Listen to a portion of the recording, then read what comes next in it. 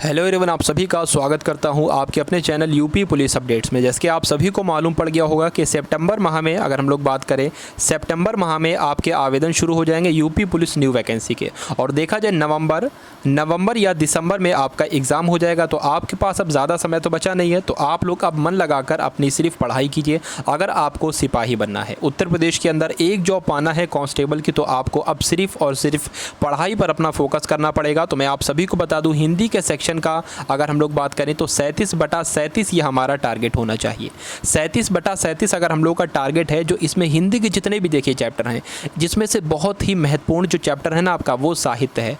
अगर आप लोग साहित्य को पढ़ लेते हो ना, तो ये समझ लीजिए आपके 8 से 9 प्रश्न भाई साहित्य के आएंगे। क्योंकि 2020 का आप लोग पेपर उठाओ जो यूपी पुलिस का हुआ था, इसमें 8 से 9 क्वेश्चन हर एक शिफ्ट में दिखे थे आपको, 8 से 9 क्वेश्चन साहित्य के। तो साहित्य आपका भाई बहुत ही महत्वपूर्ण हो जाता है।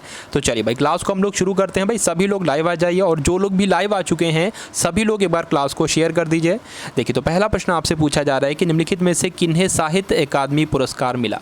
किसको साहित्य अकादमी पुरस्कार मिला? प्रेमचंद्र को, नामवर सिंह को, सूर्यकांत त्रिपाठी निराला को, या भारतेंदु हरिश्चंद्र को? तो मैं आपको इसका राइट आंसर बता देता हूं। देखिए, नामवर सिंह को, पहली बात आपको याद रखना है कि नामवर सिंह को साहित्य अकादमी पुरस्कार मिला। इनकी कौन सी रचना के लिए, आपसे ये भी पूछा जा सकता है कि इनकी कौन सी रचना के लिए नामवर सिंह को साहित्य अकादमी पुरस्कार मिला। तो कविता के नए प्रतिमान के लिए, ये इनकी रचना का नाम है, कविता के नए प्रतिमान के लिए इनको साहित्य अकादमी पुरस्कार मिला। ठीक है, तो आप सभी को इतना याद रखना है। उसके बाद दूसरी बात आपको याद रखना है, यहाँ पर देखिए प्रेमचंद्र नाम आया है, तो प्रेमचंद्र आपके लिए बहुत ही महत्वपूर्ण है। तो सबसे पहले हम लोग जानेंगे, देखिए प्रथम उपन्यास इनका कौन सा था। आपसे पूछा जाएगा निम्नलिखित में से कौन सा प्रेमचंद्र का प्रथम उपन्यास था। तो आप सभी लोग क्या बताओगे, बताइए भाई, आप सभी लोग क्या बताओगे? आप सभी लोग बताओगे प्रेमा।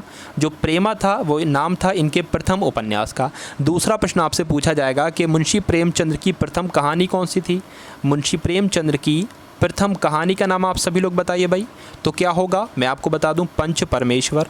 इनकी पहली कहानी का नाम क्या था? पंच परमेश्वर। देखिए, ये आप सभी को सब कुछ नोट करना होगा भाई, ठीक है। अगर आपको चाहते हो कि 37/37 यूपी पुलिस के पेपर में आप लोग हिंदी के सेक्शन में करो, तो आपको ये सब वही नोट्स करना होगा। तो एक कॉपी बना लीजिए, आप सभी लोग नोट्स करिए, ठीक है। और मैं आपको बता दूं, 2 क्लासेस हो चुकी हैं साहित्य की, उनको भी आप लोग अटेंड कर लो। आज ये तीसरी क्लास है आपकी, ठीक है। तो आपको अगर हिंदी साहित्य में पूरे मार्क्स लाना है तो आपको ये करना पड़ेगा, क्योंकि साहित्य चैप्टर जो है ये बच्चों के लिए बहुत ही कठिन पड़ जाता है।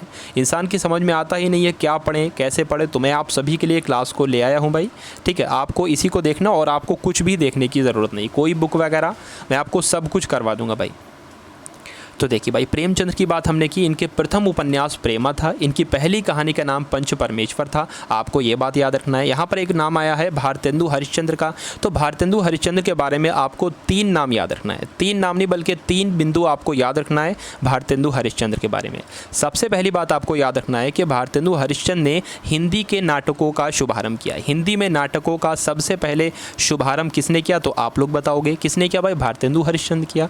दूसरी बात आप सभी को याद रखना है कि भारतेंदु हरिश्चंद्र जो थे ना, ये आधुनिक हिंदी साहित्य के पिता कहलाए जाते हैं। बहुत बड़ी बात है भाई, बहुत बड़ा प्रश्न है ये। आधुनिक हिंदी साहित्य के पिता कौन कहलाते हैं? भारतेंदु हरिश्चंद्र कहलाते हैं। सब आपको नोट करना है। दूसरी बात अगर हम लोग करें भारतेंदु हरिश्चंद्र के बारे में कि आधुनिकता के पहले रचनाकार कौन है, आपसे पूछा जाएगा कि निम्नलिखित में से आधुनिकता के पहले रचनाकार कौन है, तब भी आपको भारतेंदु हरिश्चंद्र बताना है, ठीक है। तो इस क्वेश्चन से आपको इतनी जानकारी मिलती है। खैर, इस बार हम फिर से बता दें कि साहित्य अकादमी पुरस्कार नामवर सिंह को मिला। इनकी कौन सी रचना के लिए? कविता के नए प्रतिमान के लिए। चलिए भाई, तो नेक्स्ट क्वेश्चन देखिए आप लोग। अब पृथ्वीराज रासो किस काल की रचना है? आधुनिक काल की, रीति काल की, भक्ति काल की, या आधुनिक काल की? देखिए भाई, आप सभी लोगों से रिक्वेस्ट है, क्लास को एक बार शेयर कर दीजिए। स्टडी वाले ग्रुप में क्लास को एक बार शेयर कर दीजिए, आप सभी लोगों से रिक्वेस्ट है भाई। तो देखिए, मैं आपको बहुत ही इंपॉर्टेंट भाई चीज़ बता रहा हूँ कि पृथ्वीराज रासो किस काल की रचना है, ये आपसे यहाँ पर पूछा जा रहा है। तो सभी लोग बताएंगे इसका राइट आंसर, आप सभी लोग बताएंगे। तो जल्दी से बता दीजिए इस क्वेश्चन का राइट आंसर, आप सभी लोग बताइए। देखिए, आप सभी को यहाँ पर याद रखना है कि आदिकाल की है, ये आपके आदिकाल की है, यानी कि ऑप्शन नंबर ए इस प्रश्न का बिल्कुल सही उत्तर हो जाएगा। दूसरी बात आपको क्या याद रखना है, देखिए मैं आपको बता दूं, पृथ्वीराज रासो है, उसके बाद बीसल देव रासो है, परमाल रासो है, विजयपाल रासो है, खुमान रासो है, कुल मिला के जिनके अंत में रासो रासो लिखा हुआ है वो सारी काल की कौन सी रचना हो जाएंगी, वो सारी आदिकाल की रचना हो जाएंगी। बहुत बड़ी बात भाई मैंने आपको बता दी, यानी कि पृथ्वीराज रासो है, बीसल देव रासो है, परमाल देव रासो है, कुल मिला के जिसके अंत में भी रासो रासो लिखा है। तो अगर आपसे पूछ लिया जाए ये कौन सी काल की रचना है, तो आप लोग क्या बताओगे भाई, आदिकाल की रचना है। सिंपल सी, आपको इतनी सी बात याद रखना है, ठीक है। दूसरी बात मैं आपको बताऊं, पृथ्वीराज रासो जो है ये किसके द्वारा रचित है, बताइए भाई। तो ये चंद्रबाई के द्वारा रचित है। बहुत बार आपसे प्रश्न पूछा जाता है, चंद्रबरदाई के द्वारा रचित है। पृथ्वीराज रासो जो है ये चंद्रबरदाई के द्वारा रचित है, बात आपको याद रखना है, ठीक है। दूसरी बात आपको क्या याद रखना है कि जो आपका पृथ्वीराज रासो है, आपसे प्रश्न पूछा जाएगा, देखिए आपके एग्जाम में, कि हिंदी साहित्य की प्रथम रचना कौन सी है। हिंदी साहित्य की प्रथम रचना कौन सी है, तो आप लोग बताओगे पृथ्वीराज रासो। बहुत ही प्यारा प्रश्न।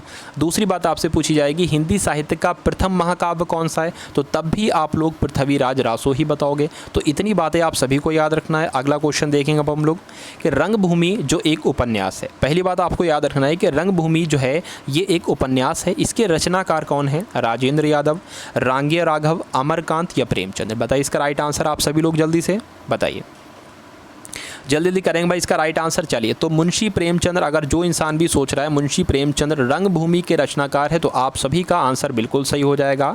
देखिए मुंशी प्रेमचंद्र की बहुत सारी रचनाएं पूछी जाती हैं, मैं आपको बता देता हूँ।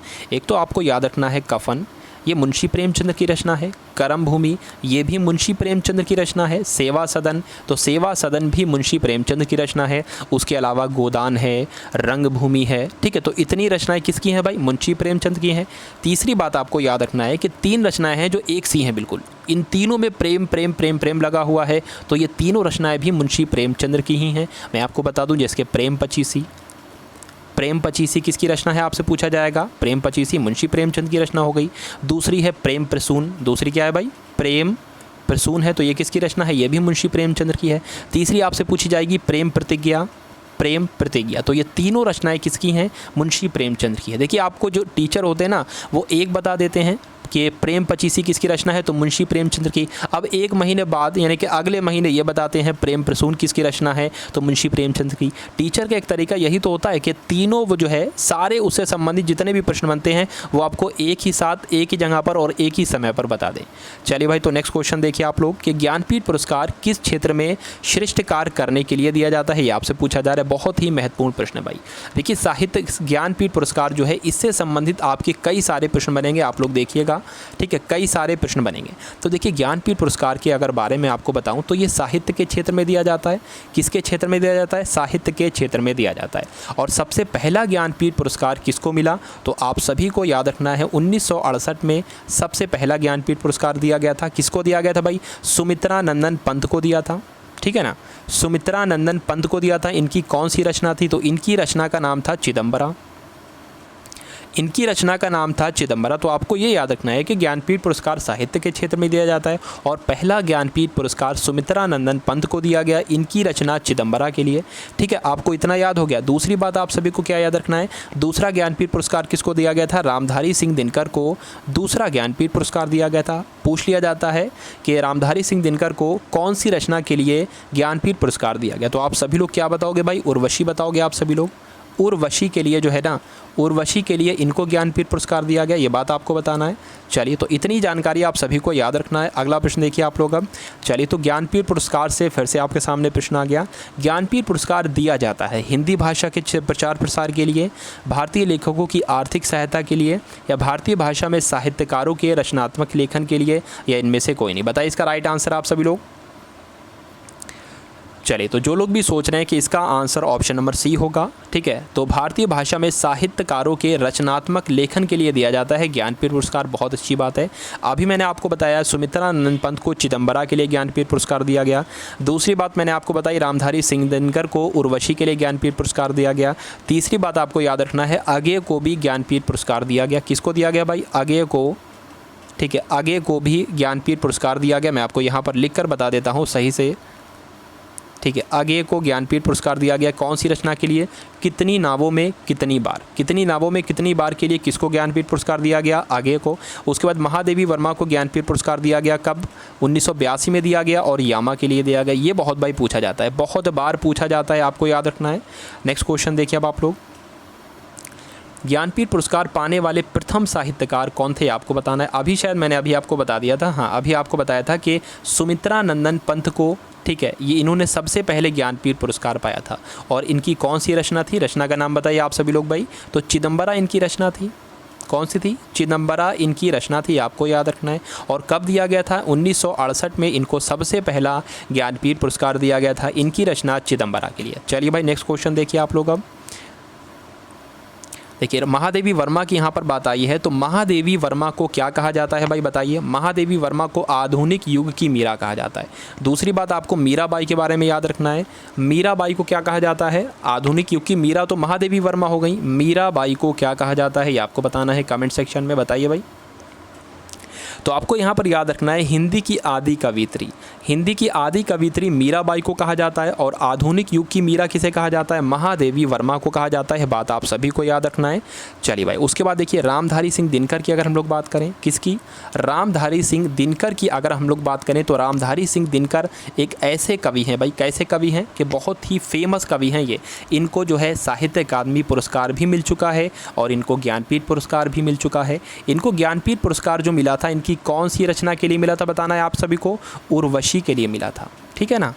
उर्वशी के लिए इनको ज्ञानपीठ पुरस्कार मिला था, ये बात आप सभी को याद रखना है, ठीक है। चलिए भाई तो नेक्स्ट क्वेश्चन देखते हैं अब हम लोग। अगला क्वेश्चन देखो और वीडियो को आप सभी लोग शेयर कर दीजिएगा। आप सभी लोगों से रिक्वेस्ट है वीडियो को एक बार सभी लोग शेयर कर देंगे। चलिए भाई तो नेक्स्ट क्वेश्चन देखिए आप लोग, हिंदी की पहली कहानी लेखिका का नाम आपको बताना है। हिंदी की पहली कहानी लेखिका का नाम आप सभी को बताना है, बंग महिला, सत्यवती, चंद्रकिरण या चंद्रकांता, बताइए। देखिए मैं आपको इसका राइट आंसर बता देता हूँ, ठीक है। बंग महिला जो है आपको याद रखना है, बहुत ही महत्वपूर्ण प्रश्न आपके सामने है कि हिंदी की पहली कहानी लेखिका महिला का नाम क्या था, तो इनका नाम था बंग महिला। हिंदी की पहली कहानी लेखिका का नाम क्या था, बंग महिला था, ठीक है। अब दूसरी बात आप सभी को याद रखना है, आपसे प्रश्न पूछा जा सकता है कि हिंदी की प्रथम मौलिक कहानी आपको बताना है। हिंदी की प्रथम मौलिक कहानी का नाम आपको बताना है। अगर आपसे ऐसा प्रश्न पूछ लिया जाए तो आप सभी लोग क्या जवाब दोगे भाई बताइए। तो आप सभी लोग जवाब दोगे इंदुमती। क्या नाम दोगे, इंदुमती। यानी कि इंदुमती जो है ये भारत की नहीं, हिंदी की पहली मौलिक कहानी है। अच्छा इसके रचनाकार भी आपसे पूछे जा चुके हैं और कई बार आपसे पूछे जा चुके थे और कई बार पूछे जा चुके हैं, ठीक है। और आने वाले समय में भी पूछे जा सकते हैं। तो इंदुमती के रचनाकार किशोरी लाल हैं, आपको याद रखना है। दो बातें आपको याद रखना है भाई, हिंदी की पहली मौलिक कहानी इंदुमती और इसके रचनाकार किशोरी लाल, ठीक है। तो इतनी बातें आप सभी को याद रखना है। चलिए भाई तो जो है अगला क्वेश्चन देखिए आप लोग अब, हिंदी की पहली कहानी लेखिका का नाम, अच्छा रिपीट हो गया क्वेश्चन। नेक्स्ट क्वेश्चन देखिए, हाँ इंपॉर्टेंट क्वेश्चन आ गया भाई, अपभ्रंश का वाल्मीकि किसे कहा जाता है बताइए। अपभ्रंश का वाल्मीकि आपसे पूछा जा रहा है, किसे कहा जाता है, पुष्पदंत को, धनपाल को, शालिभद्र सूरी को या स्वयंभू को, बताइए। सभी लोग इसका आंसर करेंगे कमेंट सेक्शन में। सभी लोग इस प्रश्न का बिल्कुल सही उत्तर करने की कोशिश करेंगे। देखिए मैं आपको बताऊं तो अपभ्रंश का वाल्मीकि किसको कहा जाता है, स्वयंभू को कहा जाता है। किसको कहा जाता है, स्वयंभू को कहा जाता है। तो यहाँ पर आपके एक बात और याद रखना है स्वयंभू के बारे में। स्वयंभू के बारे में आपको क्या बात याद रखना है, मैं आपको बता दूँ। अपभ्रंश के प्रथम महाकवि किसे कहा जाता है, तो अपभ्रंश का, ठीक है, अपभ्रंश का प्रथम महाकवि भी कहा जाता है। स्वयंभू के बाद भी आपको याद रखना है, अपभ्रंश का वाल्मीकि स्वयंभू हो गए, अपभ्रंश का महाकवि कौन हो गए भाई, तो ये भी स्वयंभू हो गए। बात आप सभी को याद रखना है। चलिए भाई अच्छा मुझे ये बताइए, चलिए तो सरहपा की मुझे याद आ गई ना, तो सरहपा के बारे में आप लोग दो बातें बताइए जो मैं अक्सर आप सभी को बताता रहता हूँ। तो पहली बात आपको याद रखना है, सरहपा जो है ना ये हिंदी के पहले कवि हैं भाई। हिंदी के प्रथम कवि कौन है आपसे पूछा जाएगा तो आप सभी लोग सरहपा बताओगे। दूसरी बात आप सभी लोग याद रखोगे, सरहपा ने सबसे पहले हिंदी में चौपाई और दोहा का सबसे पहले प्रयोग किया। आपसे पूछा जाएगा एग्जाम में, देखिए कि चौपाई और दोहा का सबसे पहले इस्तेमाल किसने किया, तो आप सभी लोग सरहपा बताओगे भाई, बहुत बढ़िया। उसके बाद आपसे पूछा जा सकता है कि हिंदी की पहली रचना कौन सी है, तो आप सभी लोग क्या बताओगे, हिंदी की पहली रचना आप सभी लोग बताओगे श्रावकाचार्य। श्रावकाचार आप सभी लोग बताओगे भाई। तो श्रावकाचार के रचनाकार कौन है, ये भी आपसे पूछे जाते हैं। तो देवसेन, ठीक है, देवसेन जो हैं ये श्रावकाचार के सबसे पहले जो है ये रचनाकार है और श्रावकाचार हिंदी की पहली रचना है। चलिए भाई, तो नेक्स्ट क्वेश्चन देखिए आप सभी लोग। अब चंद्रबाई किसके दरबारी कवि थे, बताइए। चंद्रबाई किसके दरबारी कवि थे आपसे पूछा जा रहा है। महाराजा हमीर के, महाराजा बीसल देव के, या आपका महाराणा प्रताप के, या पृथ्वीराज चौहान के। बताइए इसका राइट आंसर आप सभी लोग जल्दी से आप सभी लोग कमेंट करेंगे भाई। देखिए, और आप सभी लोग करना क्या है, वीडियो को आप सभी लोगों को शेयर कर देना है भाई। अच्छे तरीके से आप सभी लोगों को वीडियो को शेयर कर देना है। और वीडियो के डिस्क्रिप्शन में मैं आप सभी के लिए क्या दे दूंगा भाई, मैं आप सभी को भाई दे दूंगा डिस्क्रिप्शन में लिंक। कौन सा लिंक, व्हाट्सअप का लिंक दे दूंगा, ठीक है। तो उसमें आपको ज्वाइन हो जाना है। तो चलिए भाई, देखिए आपको याद रखना है कि चंद्रबाई किसके दरबारी कवि थे, चंद्रबरदाई किसके दरबारी कवि थे, तो पृथ्वीराज चौहान के दरबार, ठीक है, पृथ्वीराज चौहान के दरबारी कवि थे। बात आप सभी को याद रखना है। चलिए भाई, उसके बाद अगर हम लोग देखें ना, कुछ इंपॉर्टेंट क्वेश्चन हम लोग देख ले भाई कि पृथ्वीराज रासो जो है ना, पृथ्वीराज, मुझे यहाँ पर याद आ गई, पृथ्वीराज रासो के बारे में मैंने आपको 2 बातें बताई हैं। कौन कौन सी बातें बताई हैं, हिंदी साहित्य की प्रथम रचना पृथ्वीराज रासो है। दूसरी बात मैंने आपको बताई, हिंदी साहित्य का प्रथम महाकाव्य कौन है, ये भी आपकी पृथ्वीराज रासो है। और पृथ्वीराज रासो जो है किसके द्वारा रचित हैं, चंद्रबरदाई के द्वारा रचित हैं। ये बात भी आप सभी को याद रखना है।